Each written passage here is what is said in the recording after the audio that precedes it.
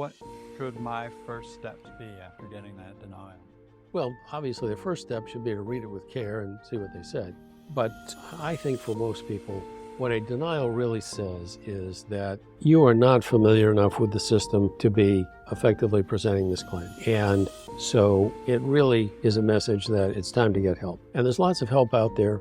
You know, we obviously specialize in handling veterans claims, but for less complex or less sophisticated claims, there are a number of veterans organizations, American Legion, Disabled American Veterans, Paralyzed Veterans of America, Vietnam Veterans, etc., who have what they call veteran service officers that will help with these claims. Welcome to the Victory Over VA podcast, a podcast about empowering veterans to overcome denied disability claims. Each week, we deliver critical insights to help you understand the disability process, veterans' benefits, and how to take control of your legal rights. Now here's your host, Attorney Francis Jackson.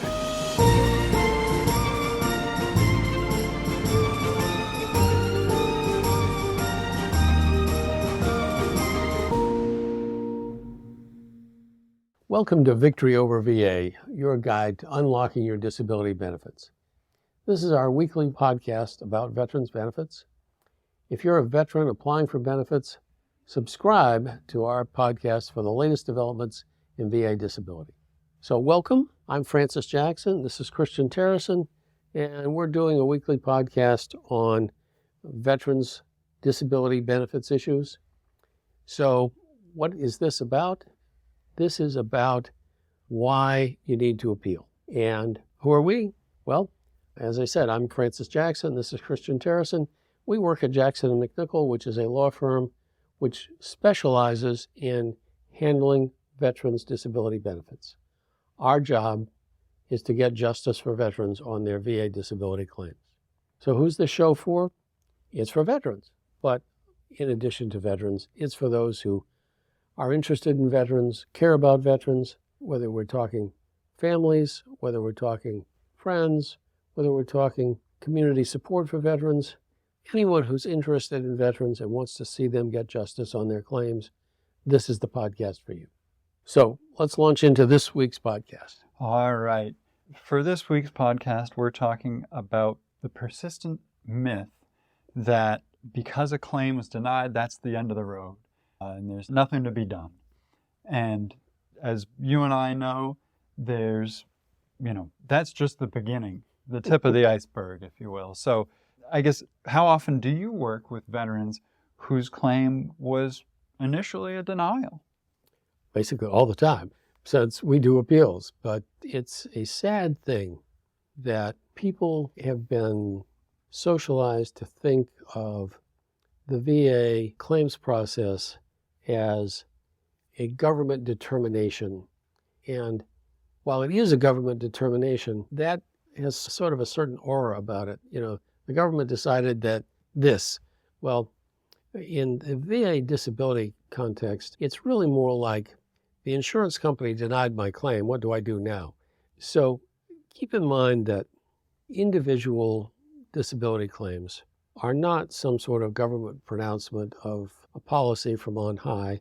They're a perfectly ordinary person sitting behind a desk at the VA doing claims processing, just like a Social Security disability claim or an insurance claim or any other situation where you're asking someone to pay money based on a certain set of facts. The VA claims are just that, a claim, and the VA looks for certain information to support the claim. It is often not immediately apparent to the VA that the claim should be granted when they get the initial information. It's often that other information will be necessary in order to persuade them to grant the claim and to show that all the criteria have been met. So an initial denial, while annoying and sometimes unfortunate in other ways, is not the end of the claim. That's the critical point. All right. So can you talk a little bit about the appeals process? What comes after that initial denial? Sure. The VA a few years ago, effective February of 2019, changed the appeal process pretty dramatically. So now, if you're denied, you have options about how to proceed. It used to be, if you were denied, you simply had to either file another claim or appeal to the Board of Veterans' Appeals. But now it's different. You can still file another claim. We don't recommend that, but you can. But there are three alternative approaches to appeal. One is what's called a higher level review. If you think that the VA made an obvious mistake, and sometimes they do, but if you think they made an obvious mistake that having somebody just take a second look at the information that's already there will result in a different determination, then there's a process called higher level review. And all that happens in higher level review is that the claim goes from one person in the claims processing office to a person with more experience in the same office based on exactly the same information. So unless there's a really obvious problem with the decision, the second person is typically going to say the same thing that the first person said. This is the information we've got. Based on this, you don't qualify. But there are other options. So a second approach is what's called a supplemental claim. Supplemental claims are particularly useful in situations where the VA turns the claim down saying that you had previously filed a claim and you haven't provided them with any new and relevant evidence when you filed this current claim. The reason supplemental claims are so helpful there is that with the supplemental claim, you have a year from the time of the denial to file a supplemental claim and to provide with it the additional information that the VA said was missing. So if you were denied because the VA said, hey, you made a claim 10 years ago, we denied it, you've come back now and you're making the same claim all over again, we're still denying it because you haven't given us any new information, you can go make a supplemental claim, submit that with the new information. As long as you submit it within a year, you'll keep the same date for the effective date for your benefits if the claim is granted. So that's two. The third alternative is to go to the Board of Veterans' Appeals, which is what the system required before. But now it's an alternative. It's a choice if you don't think higher level review or supplemental claim will fix your problem. So the good news is that the Board of Veterans' Appeals has judges. You get to actually talk to the judge if you want. You can have a video hearing with the judge, talk to him or to her, explain the situation, answer all the questions that they may have about your claim, anything that they couldn't puzzle out from the record.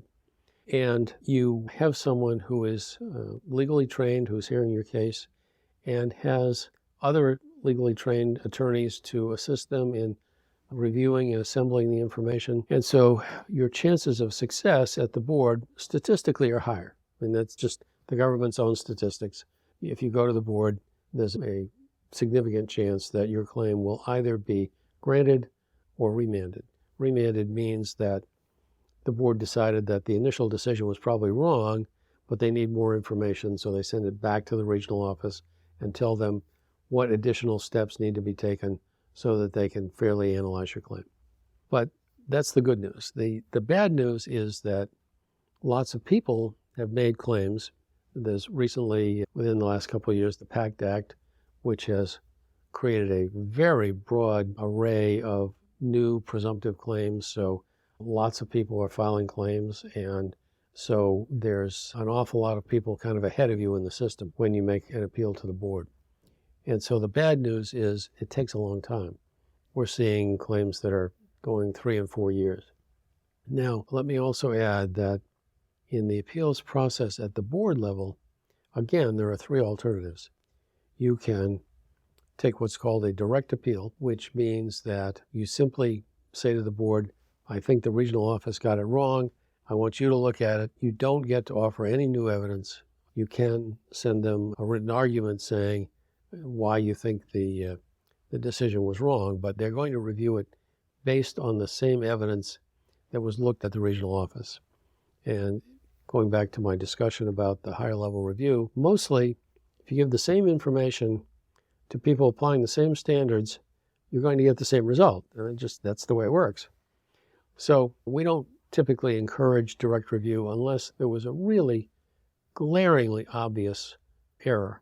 I mean, sometimes they just get stuff factually, obviously, facially wrong, and you can get it fixed on direct review, but those are rare. The second alternative way to go to the board is the evidence submission lane. And in that lane, you file your notice of appeal, and either with the appeal or within 90 days after the appeal, you submit additional evidence that wasn't looked at before that you think will change the result, and you bring that to the board. The third alternative, and the one that I typically recommend to clients because I think it's the most useful, is a hearing at the board. And in a hearing, as I mentioned earlier, you get a chance to actually talk to the judge. You get to explain what the situation is, answer questions that the judge has after having looked at the file. You get to supply new information for a period of up to 90 days after the hearing. And so you have, in my opinion, the best chance of persuading the board to grant or remand your case if you go to hearing. Now, the VA, in a number of things it sends out, suggests that if you ask for a hearing, that will delay your case. The fact is, the VA is obligated to take cases in docket order, which essentially means chronological order, when the case came in that sequence. So what we've found is that direct review and evidence submission rarely result in a faster decision. Now, I won't say it's impossible, because sometimes somebody at the VA actually really pays close attention to a particular case and they turn it around quite quickly. But that's the exception, not the rule. Ordinarily, they just take them in docket order, and it doesn't really matter how you got there or what the evidence is, they just work through them. So we typically encourage people to ask for a hearing. The statistics are that cases that go to hearing have a 10% greater chance of success. So, if you were going to the craps table in Reno or Las Vegas, and somebody said, hey, chances are 10% better at that table than at this table, most people would go to the table with the higher chance. And that's pretty much our view of how it works at the board. If you have a hearing, you have a better chance. And, 9 out of 10 times it doesn't matter. But if you're the 10th one, it makes a heck of a difference. So that's kind of how the appeals process unfolds. And I know you mentioned earlier that, virtually all of the clients that we're working with have had an initial denial. It's really, a prerequisite for, coming in as a client. So out of that population, what have been some of the most amazing successes, folks who have come back from that initial denial? Well, I think one of my favorite ones is one that my partner, Alexandra, did. And this is a World War II veteran. He was denied because the VA was unable to find evidence that he participated in a situation where a companion ship was sunk by, I've forgotten now whether it was the Japanese or the Germans, but one of them. And a number of sailors were drowned, and he participated in the rescue operation and in fishing bodies out of the water. And they couldn't seem to get themselves together to find this evidence. So Alexandra did some research, went to the military history records, and was able to get records showing the torpedoing of the ship, that his ship participated in the rescue. She already had the record showing he was on the ship at the relevant time. And in all fairness to the BVA, they turned that case around very quickly, granted this gentleman, who was by then, I think in his early 90s, benefits right away. And it was very gratifying to see that happen. So I guess piggybacking on that, how critical is fresh evidence or additional documentation when you are undertaking an appeal? I think it's almost always critical. Keep in mind that the folks who adjudicate these claims originally at the regional office level are not necessarily particularly sophisticated people. They don't have law school training, but most of them have a reasonable degree of training and experience, and I have some common sense. So if you presented the information to them and got a denial, logic suggests that if you present that same information to someone else, it's likely that you'll get that same result, another denial. So I think it's very important to have additional evidence when you go up on appeal. Now, there are exceptions. Don't misunderstand. There are times when the people at the regional office simply didn't understand or didn't appreciate the significance of particular things. But usually, same stuff gets the same decision, and that's just the way it works. Most of the time, what we find is that the bulk of the cases that get denied because the VA is not convinced of the medical connection between whatever happened in the service and the current disability. And so the way you solve that is with a medical opinion that explains medically how you got from point A in the service to point B, the disabling condition you have now.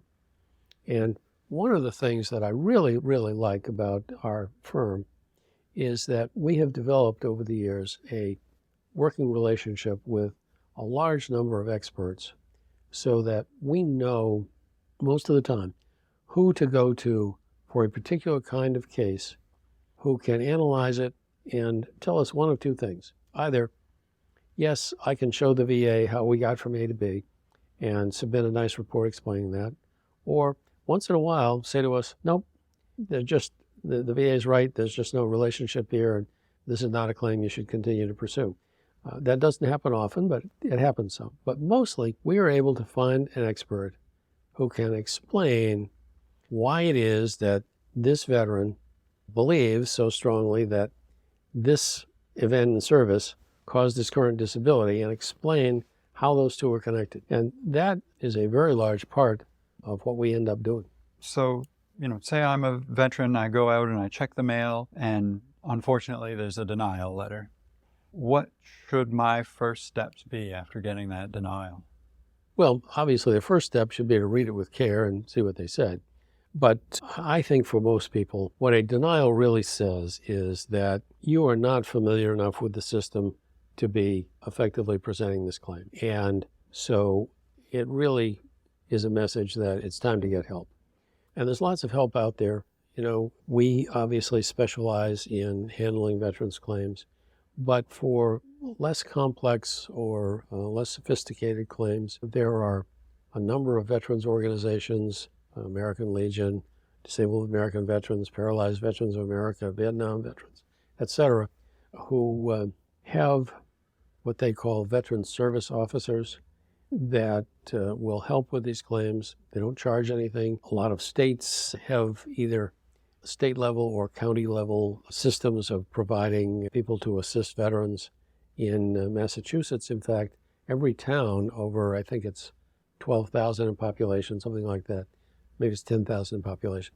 Anyway, they have a person whose specific job it is to assist veterans. But the point is, there are lots of sources of help out there. Some of it's free if you're concerned about cost. I would mention, though, that most veterans attorneys do these cases on what's called a contingent fee agreement, meaning there's no upfront charge, that the only charge is if in the event that you win the case, then you have to pay a percentage of your veterans' benefits, and that's only out of the back benefits. And unlike the typical personal injury case where the fee may be a third or 40% of the amount recovered, in these veterans' benefits cases, it's typically only 20%. But putting aside the cost, there are lots of sources of help, and when you get an unfavorable decision, that's a sign you should get help. And I'm always reminded of that. The one client who put it so succinctly, they'd rather have 80% of something than 100% of nothing when it comes to the contingent fee arrangement. Yeah, I'll never forget that. That was just such a funny line. Well, and I guess speaking of percentages, what percentage of denied claims do you see that can be brought to a successful conclusion? We win about 95% of all the cases where the person sticks with us over the period of time. And I add that caveat because, unfortunately, as I mentioned earlier, the process particularly at the BVA level, can be quite slow. It adds on even further time if you get denied there and you have to file an appeal to the court or a supplemental claim to keep the claim going. But if you will stick with us, we know how to win these cases. I've had people come to me and say, I hired you to get my case to go more quickly. And I always say to them, then you made a mistake, because it is unlikely that we are going to be able to make your case go much faster. We know some little tricks that sometimes help a little here and there, but mostly your claim is going to take as long as it takes. And that's often measured in years, not days or weeks or months. But the point in all that is that if you will stick with us, we will stick with your claim, and we win about 95% of them. And then what are some of the things that, we as a firm are able to do to address the sort of mental and emotional toll that the process can take on a veteran going through those appeals?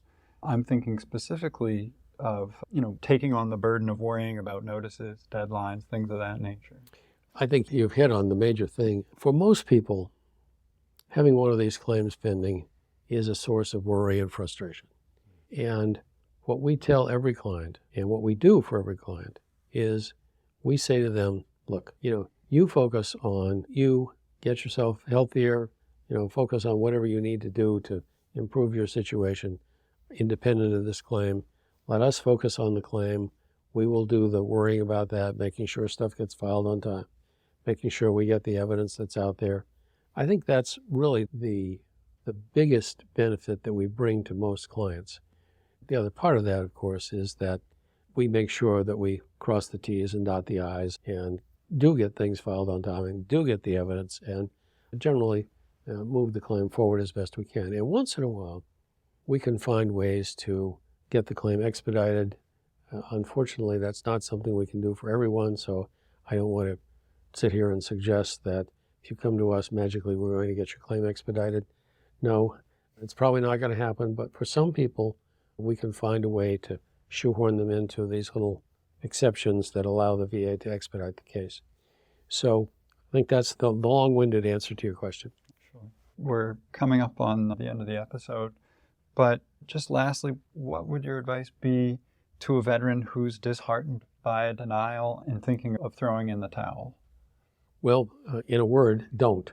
But I would say to someone who's at a denial is it's time for you to sit down with someone with significant experience with these claims and get an objective analysis. There are some claims that simply are not possible, are not factually provable. A very sad case a few years ago where a gentleman came to us, had a claim for PTSD. He'd already been denied. He had an appeal deadline coming up, so we filed the appeal to make sure we met the deadline. But as we developed the case, what it turned out was that the PTSD was very real and very disabling to him, but it had nothing to do with his service. It was, unfortunately, all about the loss of his son in an auto accident and simply not related to his service in any way. And we had to ultimately tell him that was not a claim that we could go forward with, that there simply wasn't any basis for it. We paid for a psychological evaluation for this gentleman to see if there was a relationship to service, and it was one of those rare cases where the answer was no, there was not. And so that happens sometimes, but as I said earlier, 95% of the time, if you have a claim that you in good faith think is related to service, we can prove it for you. All right. And on that hopeful note, this has been another episode of Victory Over VA. Please be sure to subscribe and tune in next week. We'll see you then. Thanks for joining us this week on the Victory Over VA podcast. Make sure to visit our website, veteransbenefits.com/podcast, where you can subscribe to the show in iTunes, Spotify, or via RSS, so you'll never miss a show. While you're at it, if you found value in this show, we'd appreciate a rating on iTunes, or if you'd simply tell a friend about the show, that would help us out too. If you like this show, you might want to check out our free consultation to see how we can help you with your denied claim. Simply go to veteransbenefits.com and fill out the form. You fought for us. Now let us fight for you. And be sure to tune in next week for our next episode.